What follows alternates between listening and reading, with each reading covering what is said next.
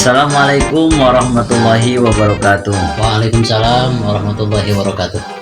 Bismillah, alhamdulillah, wassalatu wassalamu ala rasulillah Muhammad ibn Abdullah wa ala alihi wa sahbihi wa mawalah. Apa kabar para pemirsa sekalian? Mudah-mudahan Anda semua ada dalam keadaan sehat walafiat. Amin. Ada dalam lindungan Allah Subhanahu wa Amin ya taala. Allah ya Rabbi. Bertemu kembali masih di channel Rahmatul Ummah dalam season tanya jawab sekitar ilmu fikih, dan juga masih bersama narasumber kami yang kami cintai dan kami banggakan, Bapak Kiai Haji Ustadz Hasanuddin, atau yang sering dikenal dengan Ustadz MGI, ya. Bukan MGI sembarang MGI, tapi MGI di sini Mubalik Gancang Init. Itulah, ya, betul sekali, betul ya, sekali. itulah julukan dari beliau, ya. Gimana Pak Ustadz, sehat? Alhamdulillah sehat walafiat. Alhamdulillah rabbil alamin, ya. Kita bisa dipertemukan lagi dan masih diberikan umur yang panjang oleh Allah Subhanahu wa taala. Amin, ya Allah. Mudah-mudahan hari demi hari kita senantiasa ada dalam lindungan Allah Subhanahu wa taala. Amin ya rabbal alamin. Kalau pada episode kemarin kita berbicara masalah bab munakahat, untuk episode ini kita akan berbicara masalah yang lain, tapi masih di sekitar ilmu fikih. Di meja redaksi kami ada beberapa pertanyaan yang berkaitan dengan ilmu fikih, diantaranya masalah kurban dan akikah. Nah, ini yang akan jadi bahan pertanyaan untuk narasumber kami.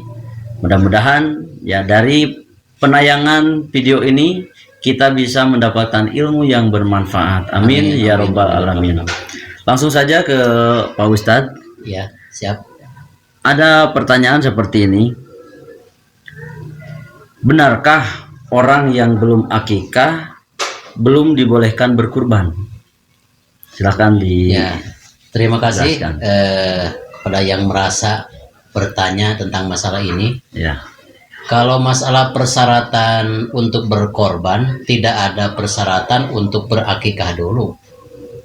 Persyaratan hewan, Ya. kalau kambing berarti alias domba 1 tahun usianya. Ya, kalau sapi berarti 2 tahun yang ketiga, kalau onta 5 tahun. Nah, juga dalam ilmu fikih tidak ada yang menerangkan bahwa tidak sah seseorang untuk berkorban kalau tidak akikah dulu. Itu keliru sekali. Pokoknya ya. Bagi Anda sekalian yang mau berkorban walaupun belum berakikah, laksanakan aja, karena akikah tidak menjadi persyaratan untuk melaksanakan penyembelihan hewan kurban. Tapi takutnya disangkanya kurang abdol gitu. Kurang abdol kalau tidak akikah dulu gitu. Itu tidak ada istilah kurang abdol, karena akikah itu kan sunnah, pekerjaan yang sunnah untuk dilaksanakan oleh seorang ayah kepada anak-anaknya. Nah, itu diperbolehkan walaupun belum akikah, potong aja, sembelih aja untuk berkorban. Nah, itu. Ya, jadi seperti itu untuk jawaban. Untuk pertanyaan selanjutnya, ketika merasakan sebuah kenikmatan, tentunya ini dalam buang hajat seperti itu ya. Ya. Baik BAB ataupun buang air kecil, saking nikmatnya gitu ya, kita keceplosan istilahnya, nggak sengaja kita mengucapkan kalimat-kalimat thayyibah. Itu bagaimana hukumnya? Ya, kalau kita sedang buang hajat, buang air kecil ataupun buang air besar dengan tidak sengaja sehingga mengucapkan kata alhamdulillah. Ya. Kalau tidak disengaja itu gak apa-apa, namanya lupa. Jangan sampai secara sengaja ketika Anda buang air besar, karena saking nikmatnya membaca alhamdulillah dibiasakan, bukan karena lupa. Itu tidak boleh. Kalau mau membaca alhamdulillah sebaiknya dalam hati. Dalam hati. Ketika kita buang air hajat dan ketika buang air kecil atau besar. Ya. Termasuk kita pun, seorang laki-laki dan seorang istri ketika bersetubuh sedang mengadakan hubungan intim dengan pasangan Anda masing-masing yang halal, dalam hati sunat berdoa, Alhamdulillahilladzi khalaqo minal ma'i basyaro. Itu dalam hati, tidak boleh diucapkan dengan lisan. Karena apa? Karena itu sudah ada junub. Jadi ketika kita berjunub, bersetubuh, tidak boleh mengucapkan kata-kata zikir, kecuali zikir dan doa dalam hati aja. Jadi silahkan dalam hati Anda berdoa, Alhamdulillahilladzi khalaqo minal ma'i basyaro, termasuk BAB maupun buang air kecil. Ketika nikmat, betapa nikmatnya kita alhamdulillah, itu tidak diperkenankan, dalam hati aja itu, kecuali dalam hati gitu ya berdoanya. Berdoa boleh, tapi lihat situasi dan kondisinya, tempatnya gitu dan tempatnya. Kita lanjut ke pertanyaan selanjutnya. Kita kembali ke masalah ekah dan kurban ya. Boleh. Bagaimana hukumnya orang yang mengakikahkan hewan ataupun mengkurbankan hewan dikhususkan untuk orang tuanya yang sudah meninggal? Dalam kitab Kifayatul Ahyar juz yang kedua, tidak sah berkorban untuk seseorang yang udah meninggal dunia.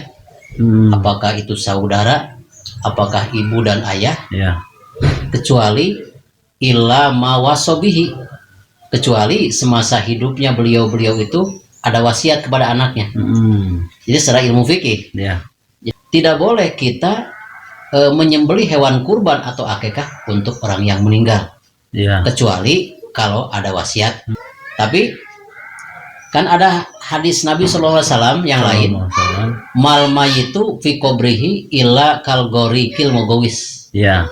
Mayit itu dalam kuburnya seperti orang yang tenggelam dalam air.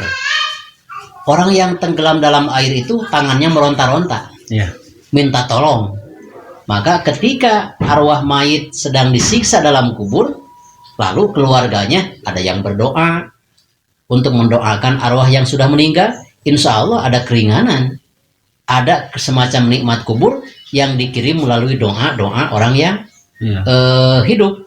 Termasuk mayit walaupun tidak berwasiat, tapi mayit yang mana, arwah yang mana sekiranya akan menolak ketika dikasih pahala. Kita punya uang, walaupun kita tidak minta, ada orang yang mengasih, tentu akan diterima.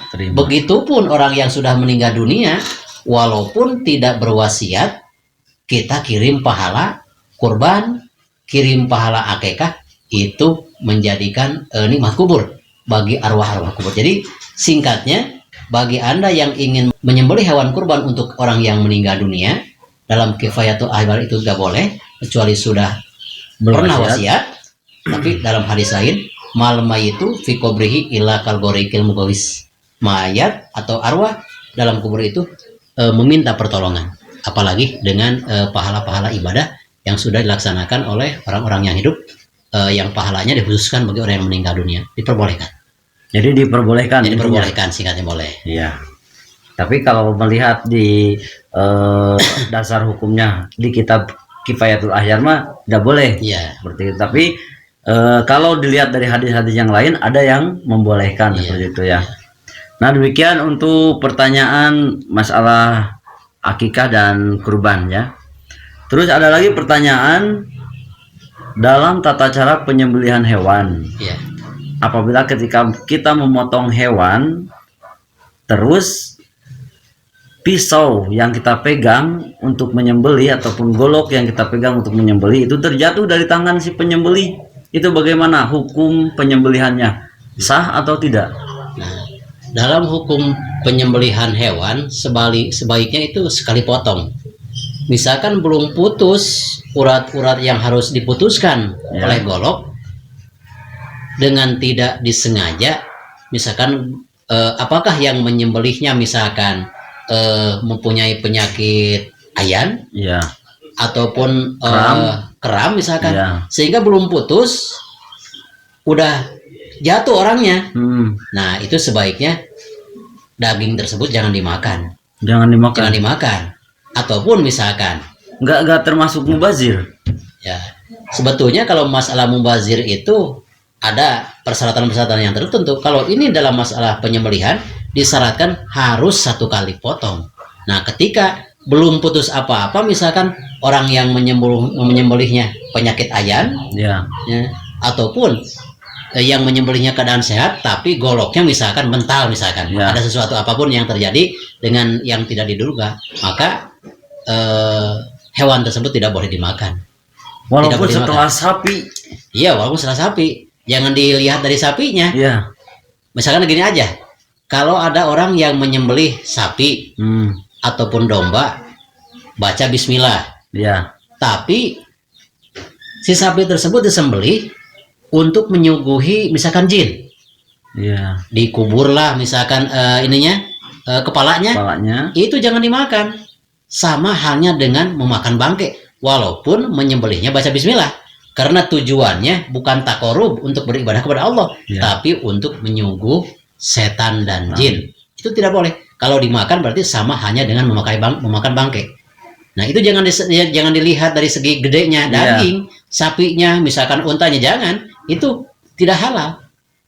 Itu tidak halal, tidak boleh dimakan. Belum putus, misal sampai 2 kali 3 kali jangan. Gitu. Iya, alhamdulillah. Pencerahan demi pencerahan ya sudah kita dapatkan dalam bab fikih. Mudah-mudahan ini semua apa yang kita bicarakan di kesempatan ini sekali lagi kita mengambil hikmah dan jadi ilmu yang bermanfaat untuk kita semua. Amin, amin, amin. Ya, para pemirsa sekalian, mungkin waktu juga yang sudah memisahkan pertemuan kita.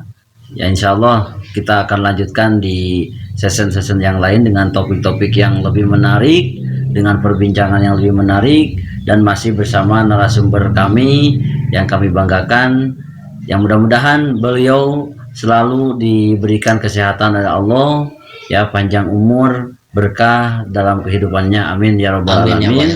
Ya, jangan lupa pertanyaan-pertanyaan berikutnya ataupun selanjutnya bisa Anda kirimkan melalui kolom komentar ataupun via WA, ya, via WA channel Rahmatul Ummah. Untuk season yang sekarang kita cukupkan sekian. Mohon maaf dari segala kehilapan dan kesalahan. Assalamualaikum warahmatullahi wabarakatuh. Waalaikumsalam warahmatullahi wabarakatuh.